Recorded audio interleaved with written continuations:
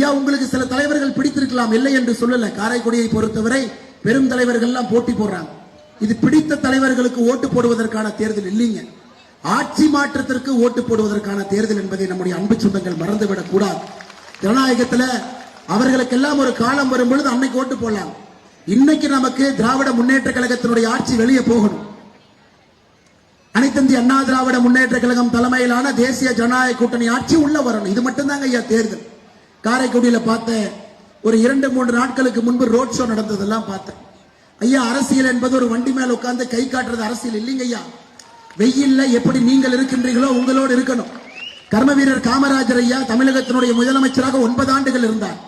ஆனா எத்தனை பேருக்கு தெரியும் 9 ஆண்டுகள் சிறையிலும் அவர் இருந்திருக்கின்றார் என்று? காமராஜர் ஐயாவுடைய மொத்த வாழ்க்கையில 9 ஆண்டு காலம் சிறையில் இருந்திருக்கார், கஷ்டத்தை பார்த்திருக்கின்றார்.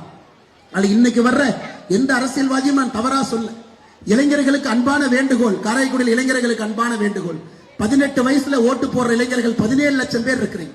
தமிழ்நாட்டினுடைய தேர்தல் வரலாற்றில் முதல் தலைமுறை வாக்காளர்கள் அதிகமாக இருக்கக்கூடிய தேர்தல் இந்த தேர்தல். 17 லட்சம்.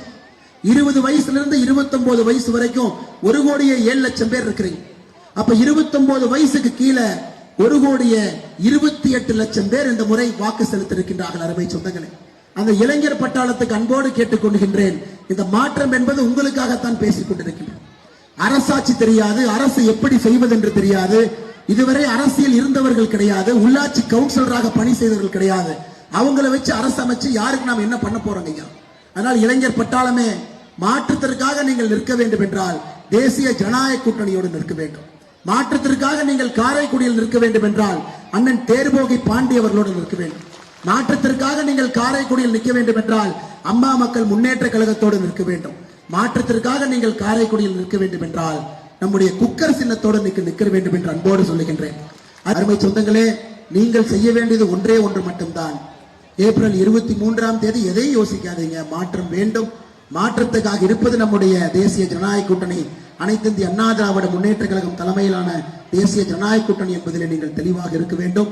புதியவர்களுக்கு எல்லாம் ஓட்டு போடுங்க போடாதீங்கன்னு சொல்லல, தன்மையை புரிந்து கொள்ளுங்கள். இது அவர்களுக்கான தேர்தல் கிடையாது. திமுக வெளியே போகணும், என்டிஏ வரணும், நல்ல ஆட்சியை கொடுக்கணும். இது பிங்கி பிங்கி பாங்கி போடுற தேர்தல் இல்லைங்கம்மா. 2 பேர் தான், ஒருத்தர் வேண்டாம்னா இன்னொருத்தருக்கு நீங்க வாய்ப்பு கொடுங்க, மிச்சவங்க எல்லாம் அப்புறம் பாத்துக்கலாங்க, அவங்களே எங்கேயும் போறதில்லை, இங்க தான் இருக்கிறாங்க. அதனால இளைஞர் பெருமக்களே, உங்களுடைய அடுத்த 10 ஆண்டு காலம் சிறப்பாக இருக்க வேண்டும் என்றால் நாம் ஆட்சிக்கு வர வேண்டும் என்பதை நீங்கள் மறந்துவிடக் கூடாது.